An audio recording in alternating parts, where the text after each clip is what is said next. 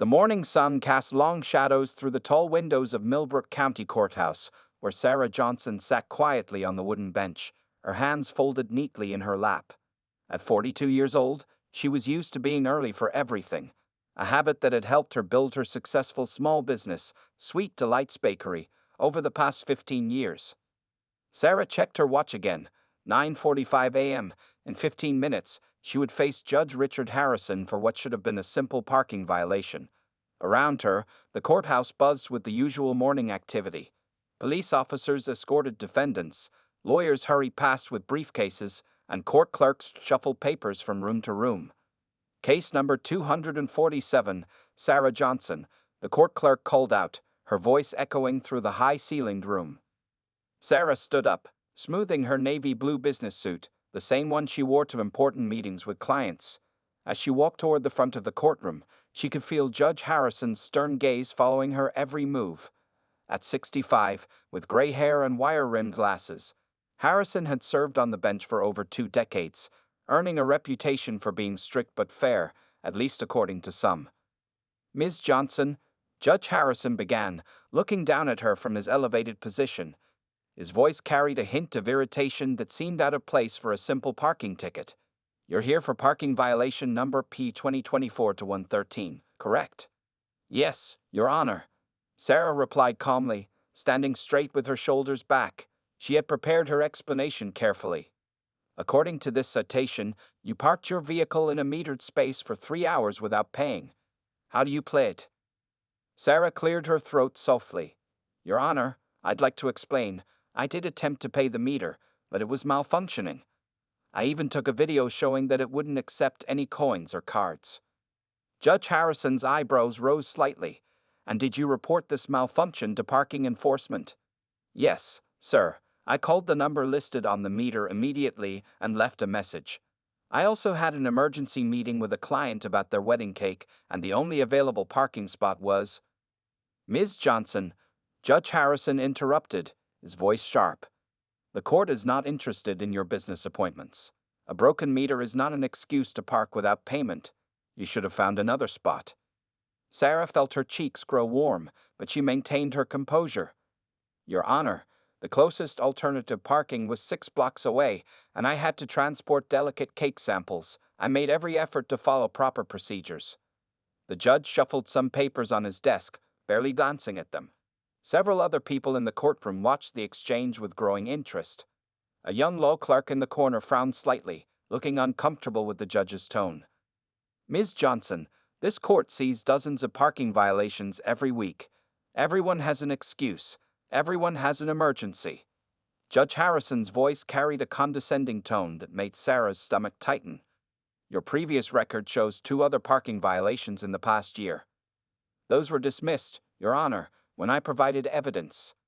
"Nevertheless," he cut her off again, "it shows a pattern of disregard for our city's parking regulations." He paused, looking down at her over his glasses. "This court hereby fines you $500, to be paid within 30 days.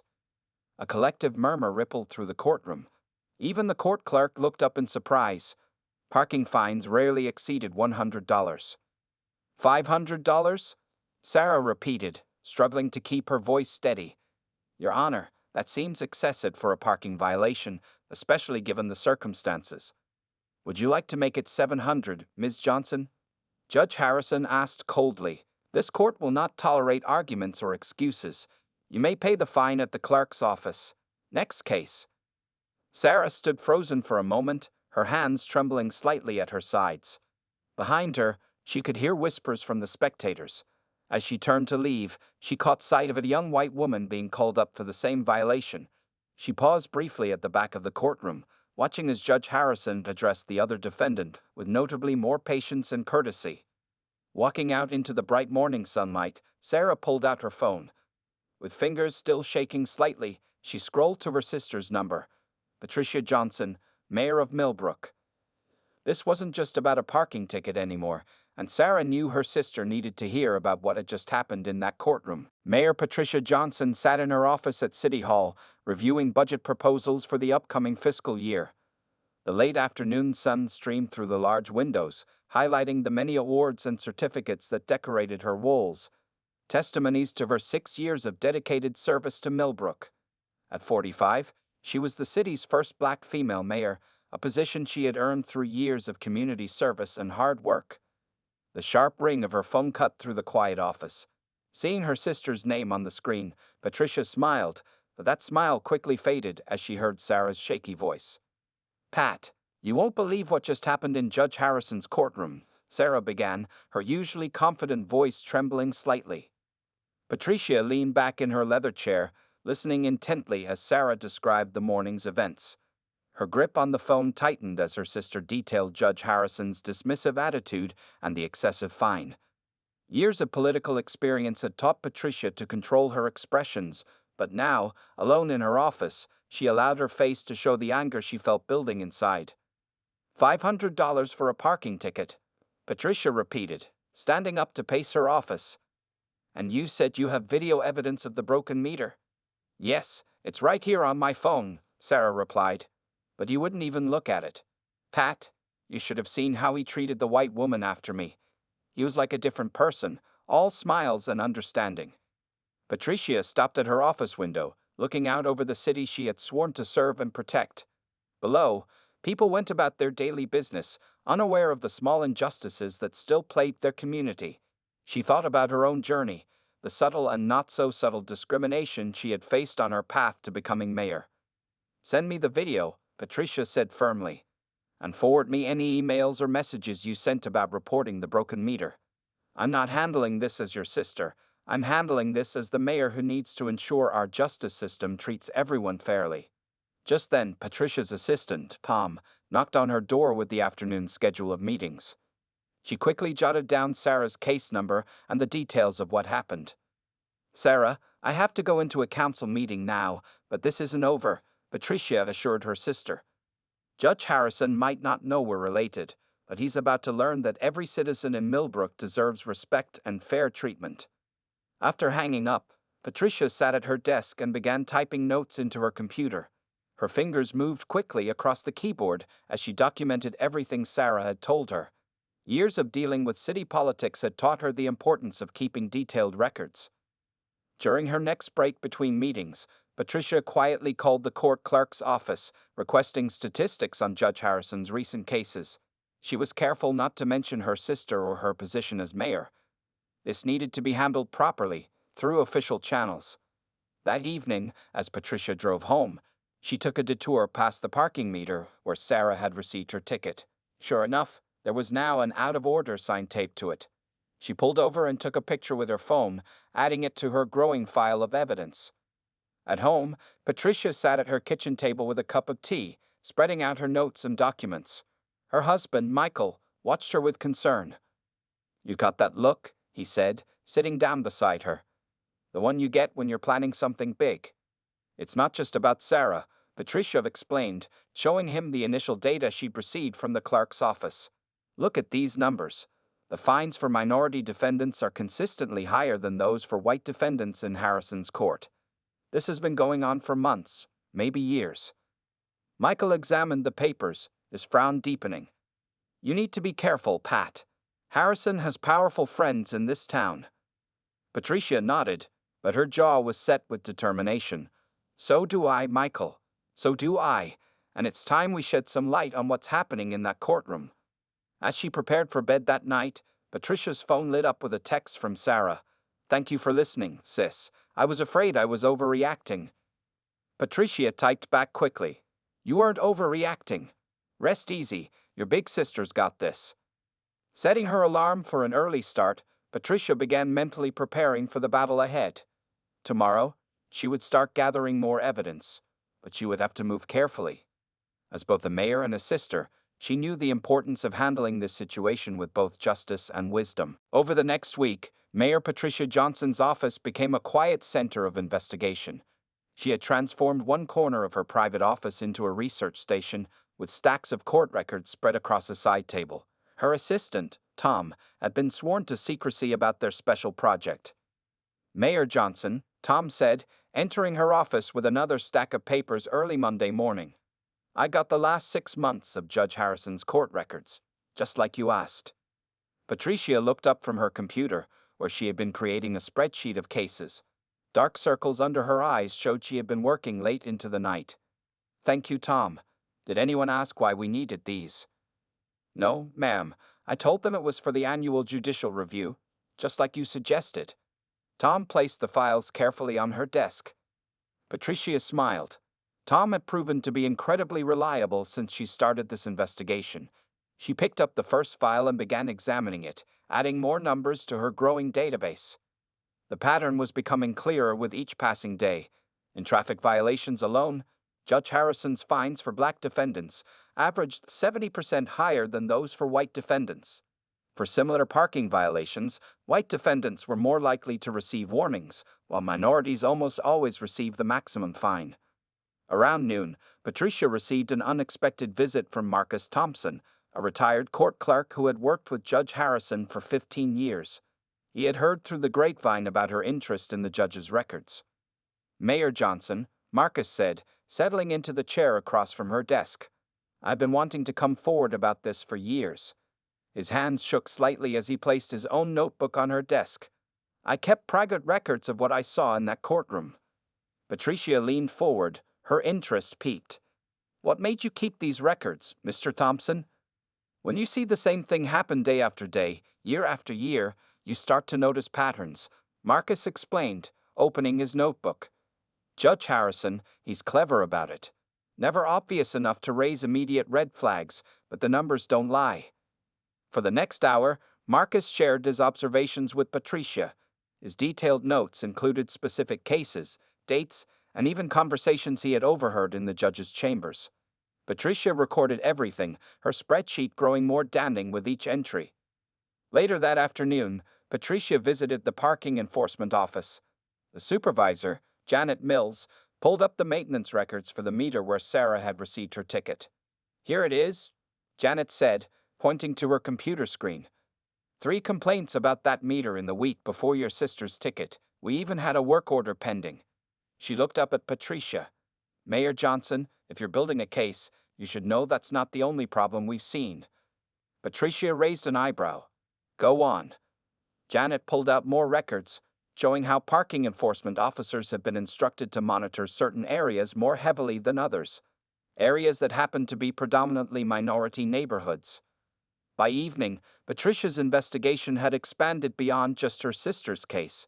She now had evidence of systematic bias across multiple levels of the local justice system.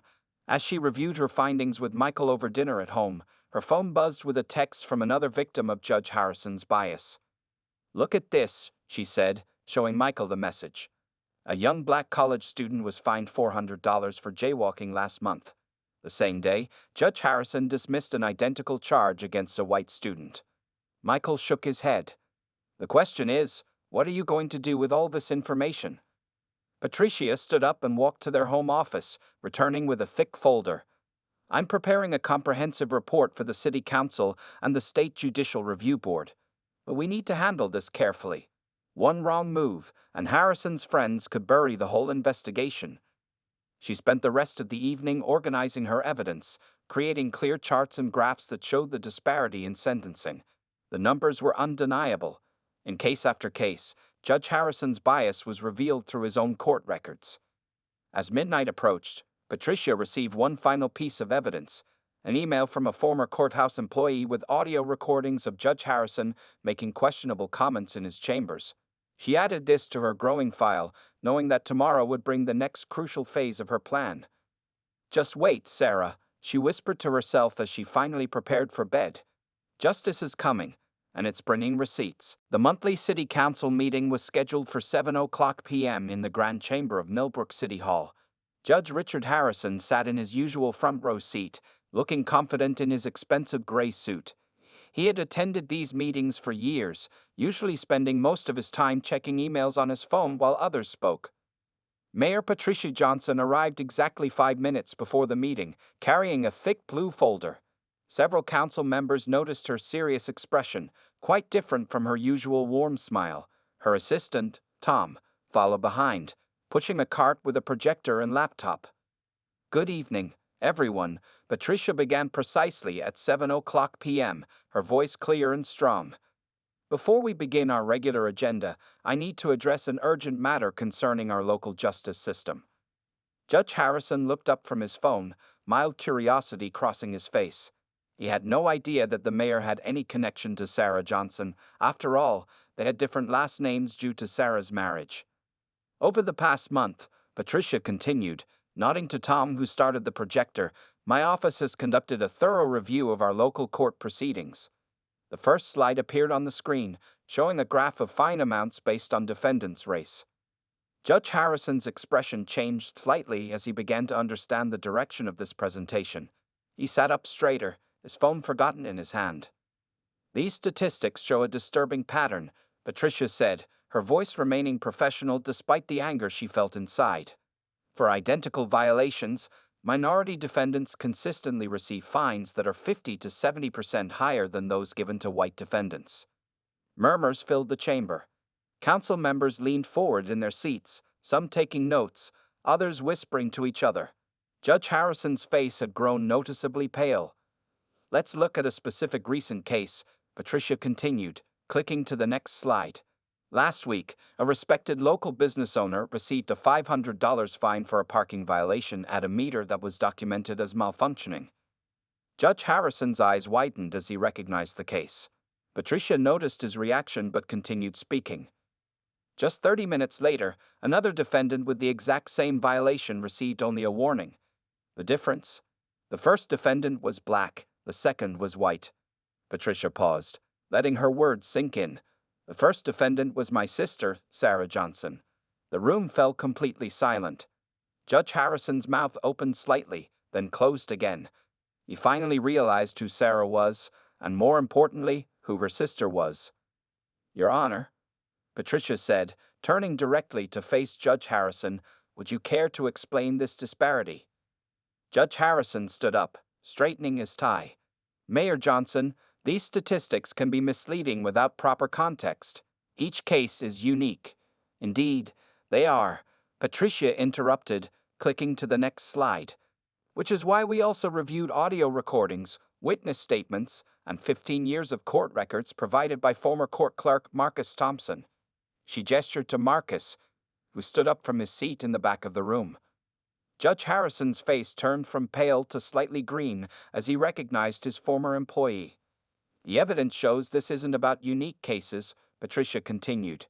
It's about systematic bias in our justice system, a system that should protect all citizens equally. One of the council members, an elderly woman named Mrs. Rodriguez, spoke up. Mayor Johnson, what actions do you propose we take? Patricia opened her blue folder. I have here a formal request for a state-level investigation of all cases handled by Judge Harrison over the past 5 years. I'm also proposing immediate reforms to our local judicial oversight system. Judge Harrison finally found his voice. This is outrageous. You can't. I can and I must, Patricia stated firmly. As mayor, it's my duty to ensure justice is served fairly in our city. As a sister, I've seen firsthand how bias affects our community, and as a public servant, I'm bound by oath to address these issues. The chamber erupted in discussion. Reporters who had been quietly sitting in the back began furiously taking notes. Judge Harrison sank back into his seat, looking defeated as he realized the gravity of his situation. As the meeting continued, Patricia maintained her professional demeanor, but inside she felt a deep satisfaction. This wasn't just about Sarah anymore. It was about every person who had faced unfair treatment in Judge Harrison's courtroom. The confrontation she had carefully planned was just the beginning. Now the real work of reforming Millbrook's justice system would begin. The morning after the city council meeting, Millbrook woke up to explosive headlines. The local newspaper, the Millbrook Daily, ran a front-page story. Justice on trial. Mayor exposes court bias. Below the headline was a split photo. Judge Harrison on one side, Mayor Patricia Johnson on the other. By 8:00 a.m., the story had spread like wildfire across social media.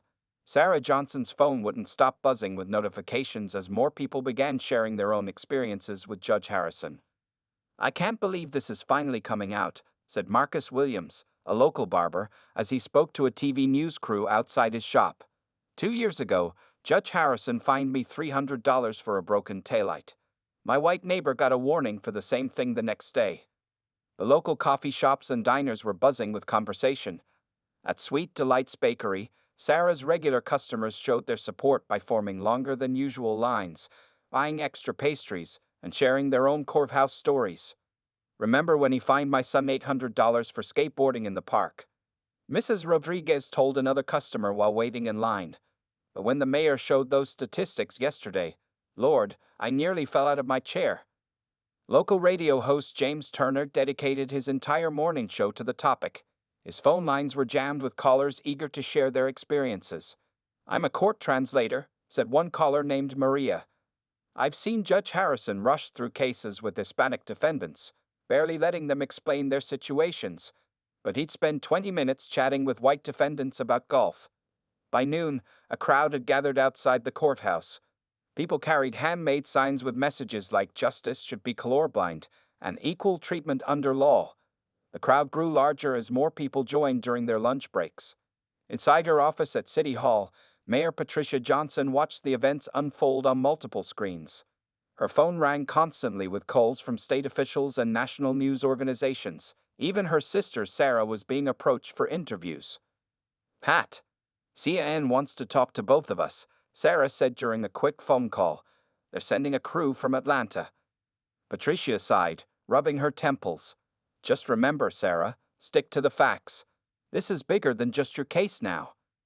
Social media platforms were flooded with hashtags like hashtag Judge Harrison must go and hashtag Millbrook Justice. People from neighboring cities began sharing similar stories about their own court systems, turning a local issue into a regional movement. Judge Harrison, meanwhile, had called in sick to work. Reporters camped outside his large colonial house were met with closed curtains and a no comments sign taped to the front door. By late afternoon, civil rights organizations had gotten involved. The NAACP announced they would conduct their own investigation into Millbrook's court system. Local lawyers began offering free consultations to review cases handled by Judge Harrison. At Sweet Delights Bakery, Sarah couldn't keep up with the orders. Customers kept coming in, not just for her famous apple pies, but to show support and share their stories. She had to call in extra help just to manage the crowd. Your sister did an amazing thing, said an elderly black woman, reaching across the counter to squeeze Sarah's hand. 20 years ago, nobody would have dared to challenge a judge like this. As evening approached, a candlelight vigil was organized in the town square.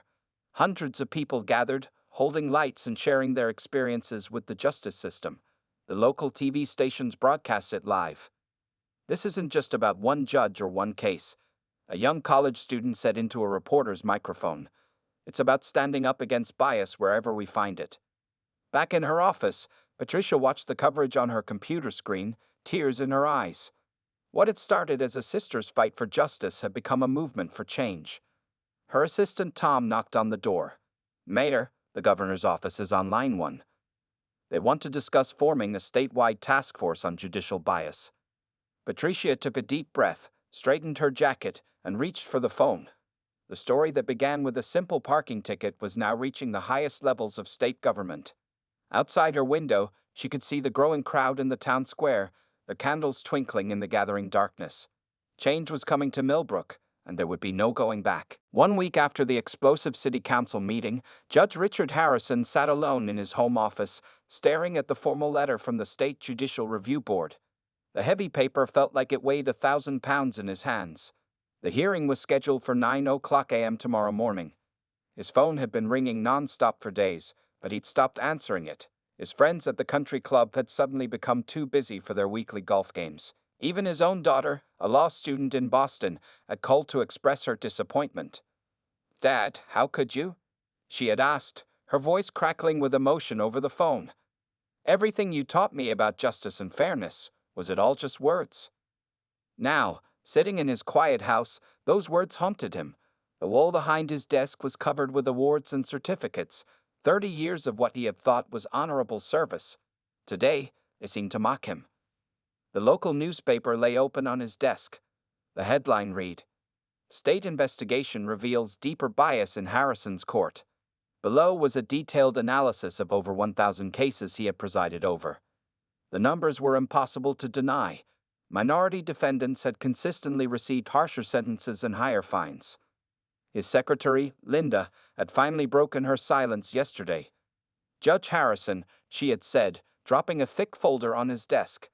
"I've kept copies of every concerning incident I witnessed over the past 5 years." Her hands had trembled, but her voice was firm. "The review board needs to see these."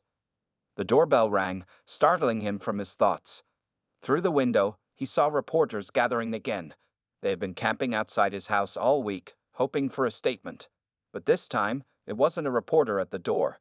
It was Marcus Thompson, his former court clerk. "We need to talk," Marcus said when Harrison opened the door.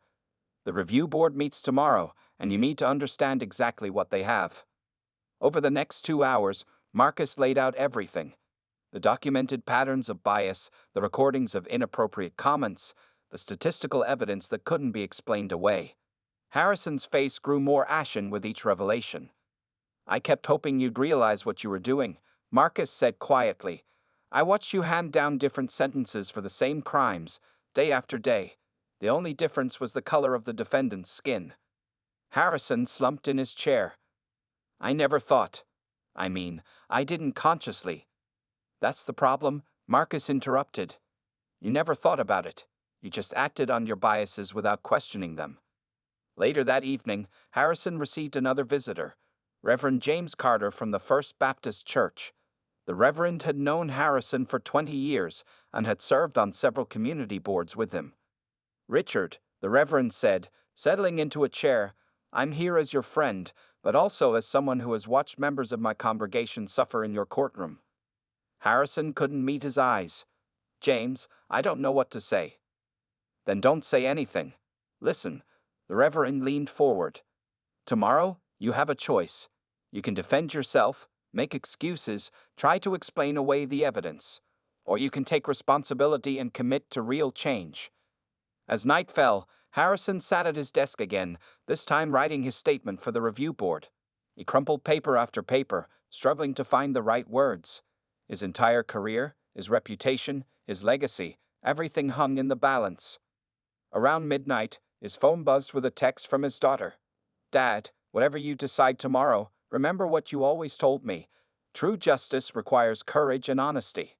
Harrison looked at the family photo on his desk, then at all his achievements on the wall. Finally, he turned to his computer and began typing his final version. "To the State Judicial Review Board. I come before you today not to defend my actions, but to acknowledge them. The evidence presented by Mayor Johnson and others has forced me to confront uncomfortable truths about my behavior on the bench." As he typed, the weight of years of biased decisions pressed down on him. Tomorrow would be his reckoning, and for the first time in his career, Judge Richard Harrison prepared to face true justice. The community center's main hall was packed for the first day of mandatory sensitivity training. Judge Richard Harrison sat in the front row, no longer wearing his usual expensive suits but dressed in a simple blue shirt and khakis. Around him sat other court officials, police officers, and city employees, all required to attend as part of Millbrook's new judicial reform program. Dr. Angela Martinez, a renowned expert in racial bias and judicial fairness, stood at the podium. "Change begins with understanding," she said, looking directly at Harrison. "We must first acknowledge our biases before we can overcome them." Harrison found himself taking detailed notes, something he hadn't done since law school, as Dr. Martinez showed examples of unconscious bias in everyday situations. He recognized patterns from his own courtroom decisions. His pen paused over his notebook as memories of past cases flooded his mind. During the lunch break, Harrison sat alone at a corner table, but was surprised when Sarah Johnson approached him with her tray. "Mind if I join you?" she asked, her voice firm but not unkind. Harrison looked up, startled. "Ms. Johnson, yes, please sit." An uncomfortable silence hung between them as Sarah arranged her lunch. Finally, Harrison spoke, his voice quiet. "I've been wanting to apologize to you personally. That parking ticket case, it opened my eyes to something I'd been blind to for years." Sarah studied him carefully. "Judge Harrison, I'm not here for just an apology. I'm here because I want to understand. How does someone with your education and position end up making such biased decisions?" For the next hour, They had the most honest conversation of Harrison's life. He talked about his privileged upbringing, his limited exposure to diverse communities, and the unconscious assumptions he carried with him to the bench. "It's like I was wearing glasses with tinted lenses all these years," he explained, "and suddenly someone showed me what the world really looks like without them." Sarah listened intently, occasionally challenging his perspectives but remaining open to dialogue. As they talked, other participants noticed their conversation. Some even joined in, sharing their own experiences with bias from both sides of the justice system. Later that afternoon, during a role-playing exercise, Harrison was asked to play the defendant in a scenario similar to Sarah's case. Standing on the other side of the bench, feeling the anxiety and frustration of being unfairly judged, he felt something shift inside him. "This is what you put people through," his conscience whispered. That evening, Harrison requested a meeting with Mayor Patricia Johnson. In her office, he presented her with a detailed plan he'd been working on. "I want to start a mentoring program," he explained, spreading the papers on her desk. "Using my experience as both a warning and a teaching tool, we can help other judges recognize and address their own biases." Patricia reviewed the proposal, her expression thoughtful. "You're suggesting using your own case as an example?" "Yes," Harrison nodded. "Sometimes the best lessons come from acknowledged mistakes." Over the next few weeks, Harrison threw himself into his transformation. He attended every optional workshop, read books about systemic racism, and spent time in community centers he'd never visited before. He asked Marcus Thompson to help him review his past cases, looking for opportunities to make amends. The local newspaper ran a story about his progress. From bias to bridge building, Judge Harrison's journey. While some remained skeptical, others began to see genuine change. One morning, Harrison arrived at his office to find a fresh-baked pie from Sweet Delights Bakery. The note attached read, "Change is sweet. Keep going, Sarah." During the final day of training, Dr. Martinez asked each participant to share their most important lesson. When Harrison's turn came, he stood slowly. "I learned that justice isn't just about following laws," he said, his voice emotional. "It's about seeing the human being standing before you, really seeing them, without the filters of prejudice or assumption." As he sat down, he noticed Sarah and Patricia Johnson at the back of the room. They both gave him small nods of acknowledgement. That evening, as Harrison packed up his notes from the training, he found an old photo of himself being sworn in as judge 30 years ago. Looking at his younger self, he whispered, "We're finally learning what justice really means." The transformation wasn't complete. He knew it never would be. But for the first time in his career, Judge Richard Harrison was truly serving justice, not just enforcing laws. 6 months after the parking ticket incident that changed Millbrook forever, the city gathered for a special ceremony in front of the courthouse. Bright autumn leaves danced in the breeze as Mayor Patricia Johnson stood at the podium, addressing a crowd that filled the courthouse steps and spilled onto the street. "Today, we celebrate not just new policies, but a new chapter in our city's history," Patricia announced, her voice carrying across the crowd. Behind her sat Sarah Johnson, Judge Harrison, and various city officials on wooden chairs arranged neatly on the courthouse steps. The mayor gestured to a large screen displaying Millbrook's new judicial oversight system. "Every fine, every sentence, and every decision made in our courts is now tracked and reviewed monthly for signs of bias. But numbers are just the beginning." In the front row, Sarah watched her sister with pride. Her bakery, Sweet Delights, had provided refreshments for the ceremony, and she could see people enjoying her famous cookies while they listened. The business had grown significantly since her case went public, becoming a symbol of community solidarity. Judge Harrison, sitting straight in his chair, looked different from the man who had fined Sarah 6 months ago. The arrogance was gone from his face, replaced by something humbler, more thoughtful. He wore a name tag that read Director of Judicial Education Program under his name. "Our next speaker," Patricia continued, "is someone who has shown us that real change is possible when we have the courage to face our mistakes. Judge Richard Harrison." As Harrison approached the podium, there was a mixture of applause and whispers from the crowd. He adjusted his glasses and pulled out a single note card. "6 months ago, I was part of the problem," he began, his voice steady. "Today, I stand before you as part of the solution. Our new training program has already hosted judges from 12 other cities." helping them identify and address bias in their own courtrooms. The crowd listened intently as Harrison explained how Millbrook's experience had become a model for other communities. The state had adopted many of their reforms, and other states were showing interest. After the speeches, people mingled in the courthouse garden, enjoying Sarah's baked goods and discussing the changes they'd seen. Old Marcus Thompson, the former court clerk who had helped expose the bias, stood with tears in his eyes as he watched young police officers talking with community members. Ms. Johnson, a young black law student, approached Sarah. "Your case inspired me to focus on civil rights law. Would you mind if I interviewed you for my thesis?" Sarah smiled, remembering how a simple parking ticket had sparked such significant change. "Of course," she replied. "But make sure you interview Judge Harrison, too.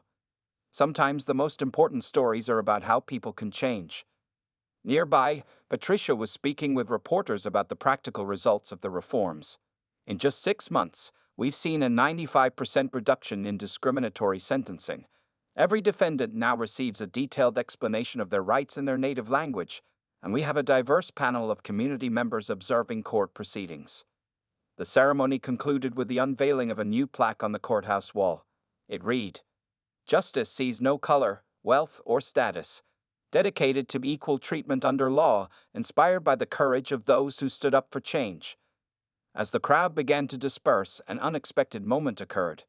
Judge Harrison approached Sarah with a small envelope. "What's this?" Sarah asked, opening it carefully. "A refund check for your parking fine," Harrison replied, with interest. "And something else. I've established a scholarship fund at the local law school in your name. The Sarah Johnson Justice Scholarship will help minority students pursue legal careers." Sarah looked at the check, then at Harrison. "You know, it was never about the money." "I know," he nodded. "It was about dignity, respect, and fairness. Things I finally learned to see clearly." As the sun set behind the courthouse, the Johnson sisters stood together, watching people take photos with the new plaque. "Did you ever imagine a parking ticket would lead to all this?" Sarah asked her sister. Patricia smiled, putting an arm around Sarah's shoulders. "Sometimes the biggest changes start with the smallest moments. The important thing is being brave enough to stand up when those moments come." In the gathering dusk, the courthouse lights came on, illuminating the building's grand facade. But now it wasn't just a building. It was a symbol of how one person's stand for justice could transform an entire community. The story of the white judge and the black woman would be told in Millbrook for years to come, not as a tale of conflict, but as proof that change is always possible when people are willing to face truth, admit mistakes, and work together for justice.